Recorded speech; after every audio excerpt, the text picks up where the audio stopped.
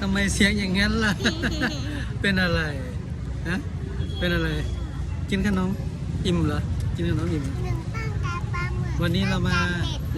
วันนี้เรามาที่ไหน เรามาตลาด ตลาดเมือง ตลาด เนี่ยพานุ่งหนิงมาเดินตลาดค่ะเดี๋ยวไก่ลงแล้วไม่ได้มาเดินตลาดนะงานจะยุ่งเลยจะไม่เดินตลาดแล้วสวัสดีค่ะก่อนสวัสดีครับบ๊ายบายก่อน นี่คุยกับผู้สาวสวยด้วย ว้า